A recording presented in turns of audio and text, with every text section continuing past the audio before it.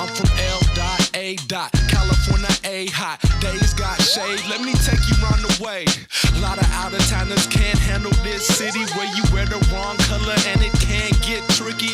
But that was 86 and things done changed. I wanted to thank every one of you guys for being here. I know you guys got busy schedules and football games you want to get to, but thank you for the way I speak for my brother and myself when I say that we'll try and make this as enjoyable, humorous, and hopefully as informative and thought-provoking as possible. I do want to say, with that being said, you were incredibly foolish because you willingly walked into an environment where I have a microphone and I have your attention, and you assume that I'm not going to abuse this power. I must reiterate, you are totally foolish and misguided as people, because as you may or may not have noticed from the 52 points I put up yesterday, I had no problem breaking souls. You like that? I have no idea it's extensive. Oh, it's going to be extensive. It's very extensive. I told you, I said get ready for this. Could be. Okay. So most of you guys know me. If you don't know me, my name is Rocky Montz. I work here at the school as an operations assistant. And part of my job is to bring in films, movies, events. Probably the most important of which was from Rob Montz, which is a small documentary film called Juche Strong. For those of you who don't know, the handsome, intelligent, and I wrote down appropriately hipster. And what I think is funny is that I wrote this down 5 days ago. I knew he was going to dress up like a hipster. That's funny. This is Rob. And then I have a little background on you. You better enjoy this. I said, you are a communications expert who lives in Washington, D.C., who fights nobly for the faceless and victimized corporations in the United States of America. With the help of shell nonprofits and the teaching of Austrian economics, he protects these corporations with the power of his written word. For those of you who don't understand, that was freaking hysterical. Rob probably more willingly would like to be known for his budding prowess as a documentary filmmaker. Juche Strong is his first full-length documentary, and I'll definitely let him be the one who introduces the movie himself, because he'll do a better job than I will. But it has had several showings across the country. This is kind of like the nice private showing in Los Angeles, but the Cato Institute in Washington, D.C., New York University, and other places. It's also been in a couple of film festivals, and it actually got scored runner-up in the Best Documentary category at the Film and Action Film Festival. Is that correct? Yes. That is correct? Yes. She knows all about it. Anyways, no matter what title, this is like the little to my heart. No matter what title Rob puts on his business card, or what greatness he seeks to accomplish, the most important role he has is that of being my older brother. I don't know if you know that. And I do want to personally thank him for being here, as I'm extremely happy to have him here, and etc. Just a quick couple thank yous. I don't know if you know this, they actually screwed the floors up, but yesterday they were all mopped and cleaned for us. So thank you to the Palisades staff for doing that. Thank you for Josh, who's doing all the tech. And my boss isn't here, but I want to thank him for allowing me to use this space for such a small event. And he willingly, openly said, go use Mercer, it's bigger, it's better, it's got a larger screen, you're going to enjoy it more. The sound's all redone, so I really want to thank that. And we'll get this thing rolling. So Rob, why don't you introduce the film? Yeah, again, I want to reiterate, thank you so much for coming here. So I have two quick things, one of which is sort of my standard line that I use for any audience, and the second one is very specific for this audience. You guys hear me okay? Yeah. So Rocky mentioned, the film recently got accepted to the United Nations Association Film Festival, which is a very, very big film festival. It sort of earned some praise from some relatively important news organizations as well. But it's always been very important to me that I be able to tour with a film and communicate about it to a broad body of audiences. So I like the idea of trying to make art that communicates to people all across the world.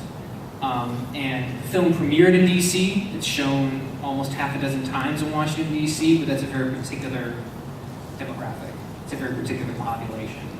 And I want people that maybe are not debilitating political junkies to also enjoy films that I make, right? So, but the other thing I want to say is this. So, I grew up 5 minutes from here, back that way. Right across the street is Palisades Lutheran Church, which is where I started a string of critically acclaimed Christmas pageants, and then just 10 minutes down the road on Sunset, I went to Brentwood, where I had a decidedly less illustrious career at a string of musicals, starring as Village Person in Brigadoon, and Spearman in Macbeth.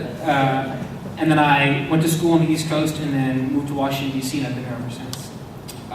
And there's a reason I'm still in D.C., because it has a uniquely dense concentration of people that care about ideas, that really do love engagement with the world. But for me, at least, there's always been something missing about their preferred means of communication. So if you go to DC, it's a lot about white papers, it's about op-ed columns, it's about essays, it's about the written word, sort of standard analytical language. And it was never really quite enough for me. And I always had this hankering to do films. And I knew that I could, ex post facto, maybe create some reasons as to why that is. But I think ultimately it's because of where I grew up. And that having come from Los Angeles, for me, films were not just something I loved. Films are something that inundated every aspect of my life. They were an essential way, they were essential means by which I understood the world. And even today, going to a theater, if it's Iron Man 3 or if it's some pretentious independent film, has always been a really sacred experience to me. So I think the fact that I make films, or make this film, make future films, is in part a function of where you guys sit right now. It's being in this particular environment, and hopefully that's reflected in the film itself. So the film is about 20 minutes long, and then we're going to do a Q&A. And I want you guys to get your money's worth, so you can feel free to ask as many questions as possible. Rocky has promised me that he's going to grill me relentlessly afterwards, and then we're going to open it up publicly. But thank you guys for coming, and hope you enjoy the film. It's about just enough. I don't want to show too much. So are you ready? This is like the point where I'll come into. This is the clash of titans, the meeting of minds, and the unstoppable force meets the immovable object. Are you ready for this?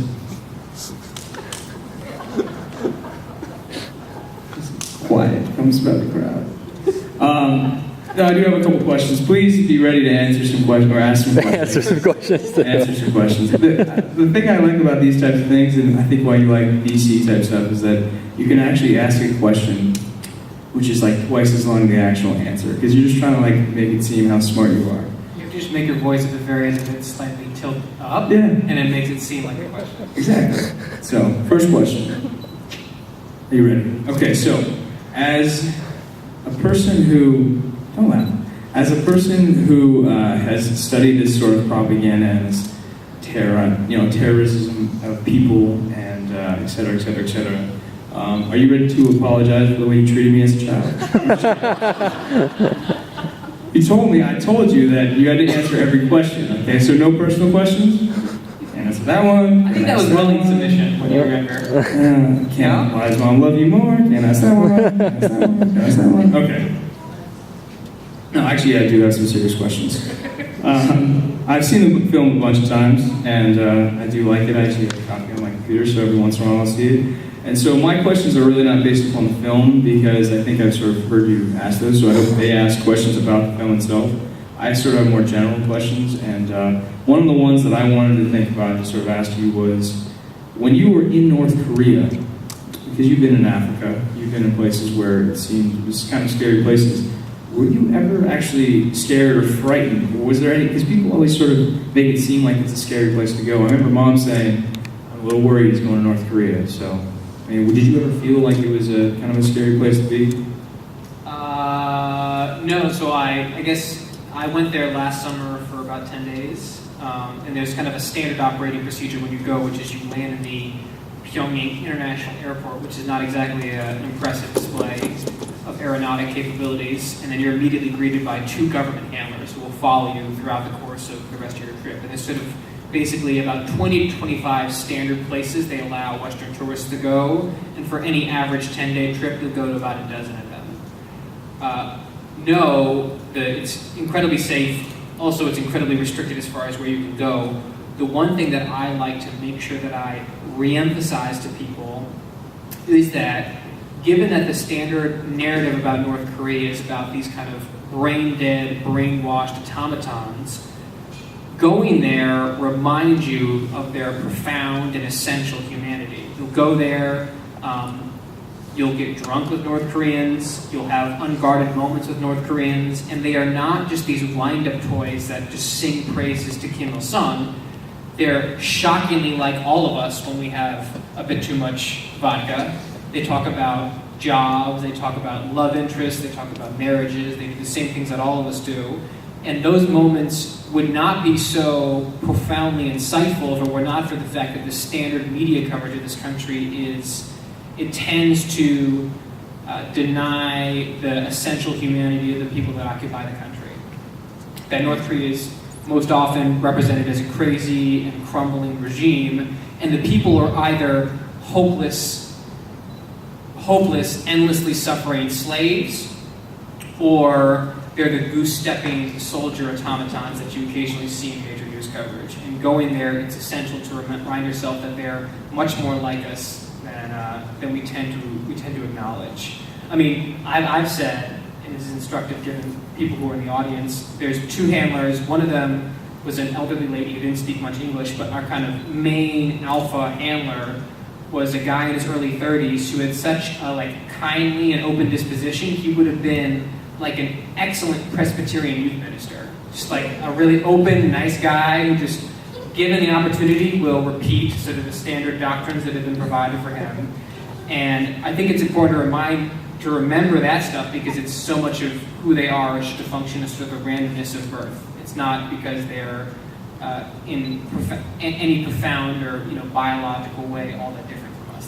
The gulf and the chasm and the divide between us is not as large as we tend to acknowledge.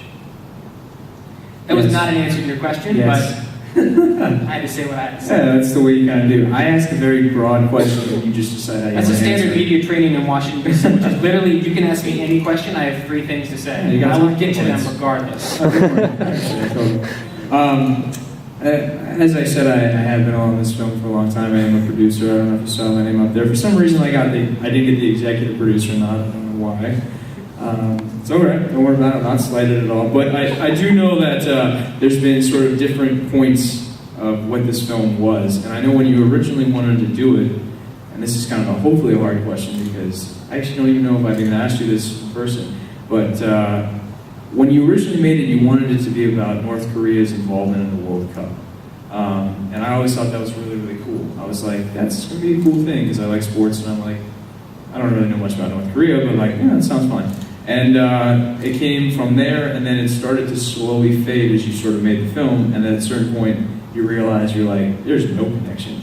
But if you had to sort of go back in your mind and think, why did you originally want to start with the World Cup? What was it about the World Cup and their involvement in the World Cup that kind of made you so interested to even start the film?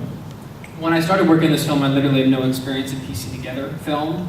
And my instinct was the way to make good film to sort of pair maybe some overly intellectual investigations with a very raw human story. So I'd always been wanting to do a film about North Korea, and then I thought a story that was worthy of being grafted onto and popped up. So in the summer 2010, North Korea participated in the World Cup for the first time in 60 years. And the World Cup is the most popular sporting event in the entire universe, right? And what happened to them there was a bunch of just absurd, sad things. And the idea was tell that story and then lace it with these kind of deeper examinations. But the problem was, as I started getting into the film in earnest and really learning what the reality on the ground was, I realized that I was suffering from the misconceptions that a lot of people are suffering from. And I turned and re-navigated the film to focus on that. That's what mattered. That's the thing that needed to be told to people, is that there is a profound and important dissonance between the standard media presentation and what the actual reality is. And then also it turned out that licensing footage from the World Cup was astonishingly expensive. So that too. It was ultimately an artistic decision, but there was a secondary financial imperative as well. The Shoot Foundation for Wayward Children was That's so weird. They have a limit. You should tell the story about what originally happened when you wanted to go to North Korea. I think that's kind of, it's not really a question, but it kind of is. It's more of a demand. Is that it? No. Tell them. Well, basically, when you originally wanted to go to North Korea, Kim Jong-il was still alive, and then he passed away, and then you mean ascended? He ascended. Oh, we're not sure where he went, but he ascended somewhere. And then you were actually not able to go to the country, and basically lost. They weren't able to to refund any of the money, so you can basically buy an entirely new ticket, right? That's actually not true, but Okay. that's why you have to tell the story. So I went in summer 2012. Kim Jong-il died in December 2012.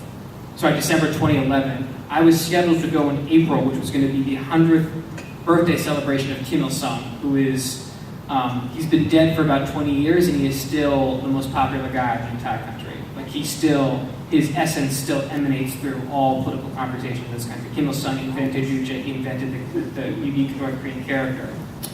I was supposed to go in April, but the North Korean travel agencies that you interact with are notoriously arbitrary every once in a while when it comes to Western outsider imperialist intruders. They like our money, but I think a lot of it is done reluctantly. And so they canceled on us after he died, I think as a kind of general buckling down. And we had to reschedule for 3 months later, but I thought you had to lose money, but that's all right, no worries. It would have been better if you just said, yeah, they canceled, they're horrible, but I didn't want to go with that narrative. She said, like, I had to get airdropped in. You had to get airdropped, you had to, like, parachute in. That would have been much better, but guess you wanted to go with the truth. All right. Sorry about that. All right, so it's funny that you say we were talking about economics a little bit. It's the question I had. I just wanted to say like what my favorite part of the film was, but then I realized it'd probably be better if I asked you what your favorite part of the film was. But before we say that, I'm going to say what my favorite part was. There's two parts. I told you yesterday I loved the ending, but I think that I always laugh and nobody else laughed at it, but I was the only idiot over there laughing. I love the scene where you're taking a photo, and I hope people know that when you're taking the photo of the guy and asking what Juche is, he actually doesn't know that you're filming him at the time. So that's the reason why there's all this sort of weird handycam type stuff, is that it's down here and he can't see you. But I love how you're asking him what Juche is. It's like the founding source of like this country and like the essence of like Korea and communism put together. And then he goes, you can go to the visitor section or the visitors and go buy something about it if you like. And it's like that deeply like commercial capitalist feeling like right next to it. It always makes me laugh a little bit inside. Good. But like, but like, obviously now the question is, what is the part of the film that you enjoy the most? I guess because I love that part because it's just so narrow and I mean it's just. Well, I like the last part because for me the takeaway is so I'm not a North Korean expert. I like documentary films because it means I don't have to super specialize in something. I want to do a lot of different stuff. Right now I'm working on a film that is 100% different than this subject to sort of international politics. But the one thing, if I could, that I wish people could take away from this is being more sensitive to when there are similar kinds of political rhetoric deployed here in the United States, right? So appeals to tribalism, appeals to some endless battle narrative, to some polluting outsiders, to the need to close ranks because we're going to be threatened in our like uniquely pure, innocent American essence, right? This is not stuff that is totally alien to American political discourse. And so the last 90 to 2 minutes, I think, are specifically supposed to focus on that and hopefully provide a certain level of like elevated consciousness as soon as you walk out the door. That's a bit much to ask as I articulated, but that's the hope behind it. Yeah. You would never say that I'm lacking in ambition, but it's to really be, having seen the way that politics is conducted in this country, there is definitely, at the very essence of it, a shared genetic material between kind of pernicious ideological rhetoric deployed in America and a much more hyperbolic form deployed in North Korea. And the question is, can you try to break from some of those more polluting ways that people are trying to control you? People are trying to kind of alter the way that you go about processing the world. I think we should probably break for public Q&A. Hold on one second. Whoa. It's like 7 more questions. I told you when we did this, I will set it up, we'll do everything, but you must take every question I grill you with. So if we have to go 4 hours, I don't care if there's nobody here, you're going to answer all my questions. That's the way it works. I have 2, okay, I promise, and they're short. Well, depending on how you answer them, they're short, okay? As a person who is a master of Juche now, I would like to ask you, how strong is my Juche, specifically? Would you say that I am strong to medium strong, or? You're like a diet Juche. I'm too diet. am I Coke Zero? Like at least I have the original Juche taste, but I don't have the actual Juche. That's calories. Okay, that was like the fake question, so whatever. So my final question, and it's actually not one that I have on there, I just was thinking about it as you were doing this, and it's funny because I'm going to be interested to see how you answer this question. There's certain things that you talk about in the film, there's certain things you talk about, the idea of breaking free, not trying to conform, et cetera, et cetera, et cetera. And it's funny because I think to what we talk about, I coach football here, obviously, as you know, you were at the game yesterday, but there's certain things that we actually try to instill in our players, which is very much what seems like what they do. And it's, I don't know how I'm going to articulate the question. I'm not even sure if I have a question. Engage in psychological terrorism. Exactly, but here's the thing is how do you, because there's certain things that we try and do, which is like the idea of team, and the idea of we do try and play the past traditions. We constantly are talking about that. And we're talking about, you know, fighting your opponent and competing against him. But what point does that become a willing expression of free thought, and when does it become something that you're, I don't know what the word is, but coached to brainwash? I really just don't like it when it's funneled towards issues like public policy, which I wish were much more kind of cooler and rational as far as the way that we converse about them in America. But when it's about inside and outside zone, you're totally cool. Toast chill. But I would say, I mean, the sports thing is important. Jonathan Haidt, who's this kind of world-famous evolutionary psychologist who's in the film, discussed it in our interview, but I just didn't have space to include it in this, is the notion that sports are like the innocuous way in which we express these deep, primal, tribal impulses, right? And there's a reason why we find it so intoxicating. So on one hand, my gray matter knows that sports are ultimately all just an exhibition, and it's a way for us to play out these kind of sad, adolescent, primal impulses. But at the same time, like, I love me the Los Angeles Lakers. I mean, that's my childhood there, right? I mean, I love LA Dolphins. Want to know Valley Dolphins? Right. I love the Washington Redskins. Like, and there's something I know at the time when you're watching those sports how obscene it can be, but there's something about it that is so meaning and purpose providing. And I don't know. I guess the answer is life is absurd. Live with irony, and you can have both those thoughts in your mind at the same time. Sounds good. Yeah. If you guys have any questions, please. I love to answer questions. I don't want to keep you guys here for too long. If you guys want to get out of here, you're more than welcome to leave. Don't feel like you have to. Don't put it that way. Okay. Don't put it that way. If you want to leave, just go give mics. Give mics. Yeah. Do you want me to give the mics? Yeah.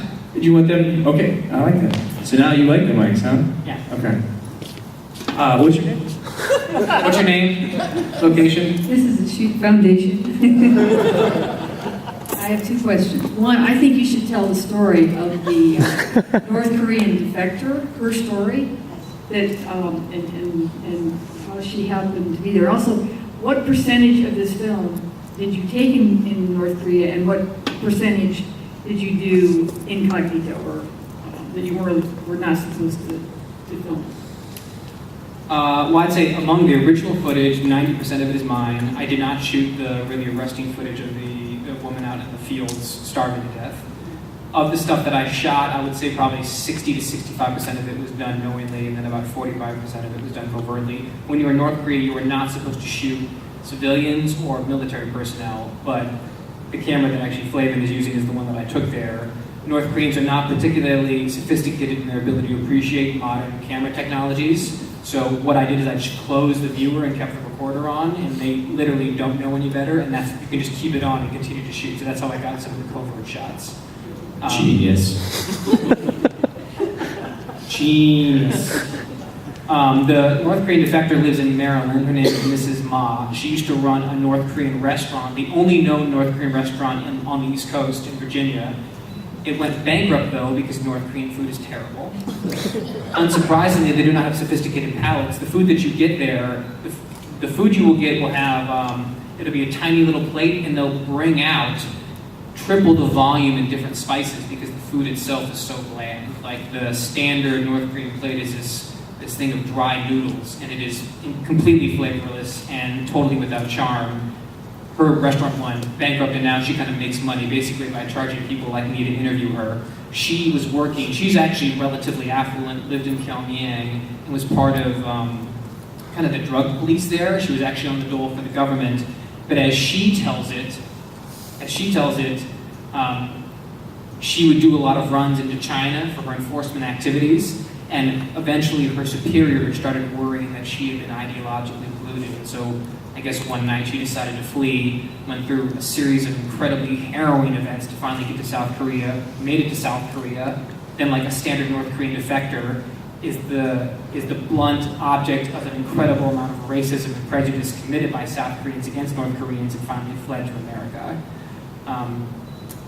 I've heard alternative stories, which is that she was actually operating as a spy for the Chinese government. You never really quite know for North Koreans what is true and what's not true, but so she's been in America for about 10 years. And I went there, I filmed her for about an hour, she like cut up some beaches for us. She's a delightful woman. Anybody else have awesome questions? Serena? Name, affiliation. I was wondering, first of all, how did you get the footage about the 23-year-old who was starving? That was done by a freelance photographer, and he gave the footage to the BBC, and then I got the footage from the BBC. You didn't catch that? No, that's not mine. So that was one. And then those very sick children you took a picture of? It's from news reports. Most of that's from news reports. The sick children? The ones of really profound deprivation is from there, but some of the more casual shots of children in Pyongyang, Okay. yeah, that's from news reports. And the other thing is, usually when people defect from North Korea, one of the reasons they don't defect is because of all the problems with the family that's left behind. How did she get out? I mean, maybe this isn't true, but the people who defect are, usually single, without ties, because they're afraid to leave. So this is an important question. So she says that she learned that her family was executed after she left, and there's a lot of evidence indicating that this happened on a regular basis. So what I would say is this: that happens. There's many reasons why people do not leave North Korea. I do think one of them is because of ideological affiliation. There are obviously others, including this is their home, and it's incredibly frightening to go through China, and also the notion of reprisals on your family. The one thing I would say is there are other examples of totalitarian regimes throughout history that have had similar policies that have had much higher rates of refugee. So the average person has been operating under a similar set of incentives, and they don't defect as much.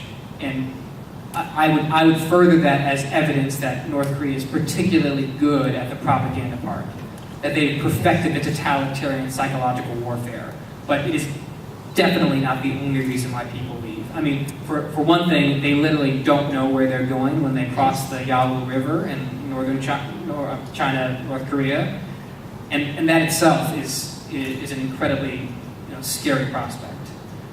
The other thing I would say though is it came up repeatedly. Sandra Fay, who works at USC, has interviewed about 50 to 60 North Korean refugees, and she made the point of telling me though that every single one of the refugees she's talked to did not leave because of political dissatisfactions. They left because of the basic fact that they were starving to death, right? That's not definitive evidence one way or the other, but it does suggest that the ideology does have a really profound hold on people, and that the reason that most people leave is because even really effective propaganda hits a limit where people can't feed themselves and they have to eat grass. Right. I mean, and where would you leave? You can't go through Japan. I mean, they've been enemies for years. And South Koreans, they're the bad guys, so the best group to leave through would be the Chinese. You're just angry I didn't interview you for this? Did you want to be interviewed for this? I don't know how You could have just asked. that takes a lot of bravery to leave. We got another one over here. Hey, Rob. So, before I came here, I saw it on the internet as well. And a few years ago, I was able to go to Mongolia, where we got in these vehicles and drove and wondered, was this the right track we wanted? We have drivers, but we were sitting there wondering if they knew where they were going. And then we came around over a hill, around a bend, and there was what they call a ger, and what we think of as a yurt. And leaning against the yurt was a satellite dish, and we learned from these people that our guide knew that they could get TV from South Korea, they could get TV from China. So I take it that's not true in North Korea. They somehow, I never saw one TV antenna this time, big and looking Right. for them. No, the information corridor is certainly another essential aspect of the power regime there. Although I would say at the same time, and this is something that's come from a lot of North Korean refugee organizations, North Koreans have more access to outside culture than I think people typically appreciate, particularly on the borders. It turns out North Koreans love South Korean soap operas. Like that is the chief, that's one of the, that and methamphetamine are some of the chief covert products that are brought across the borders. And a lot of the border personnel are in love with sort of the stuff there. The TVs themselves only, typically if you get outside of Pyongyang, only show a single channel, which is endless replays of either military dramas or various pangs to the glory of Kim Il-sung.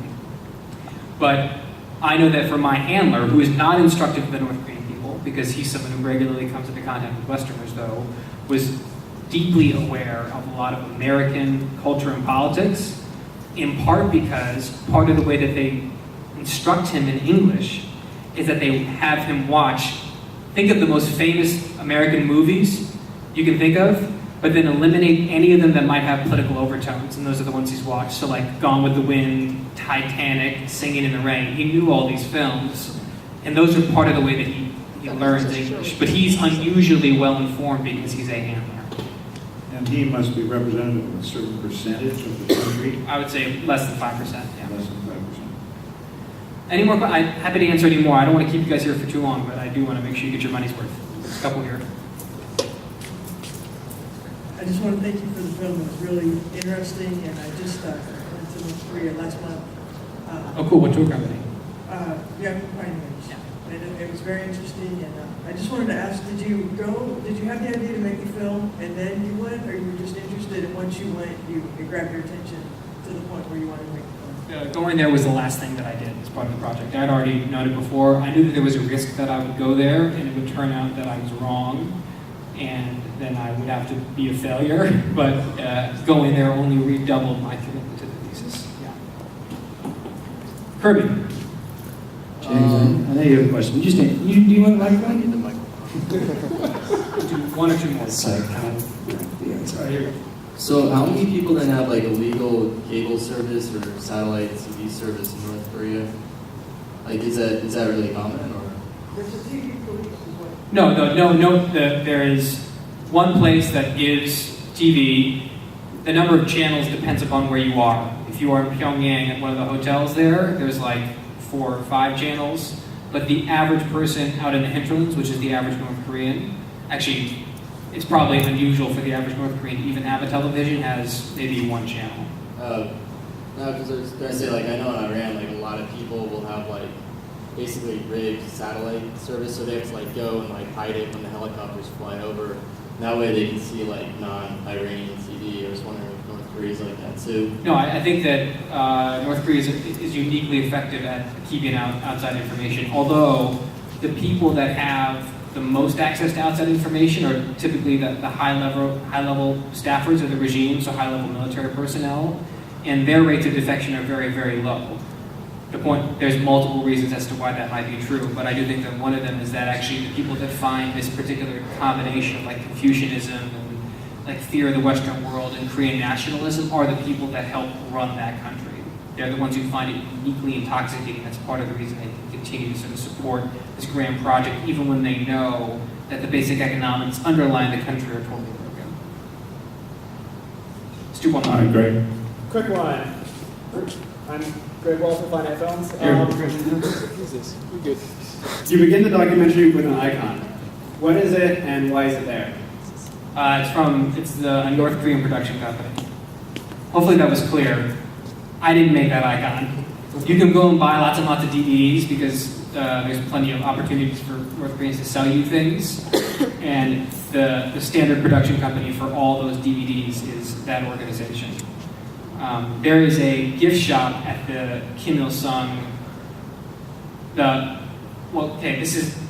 find this heartening, right? There's these 2 mausoleums that are about 2 hours outside of Pyongyang. and one for Kim Il-sung, one for Kim Jong-il, and what they do is they inhabit and they hold all the treasures that have been given to these two great leaders by various international leaders. I'm sure you might have gone there as well. It's obscene, it's absurd, they don't let you take pictures in there, you have to cover your feet because you don't want to sully the things that are given to the great leaders.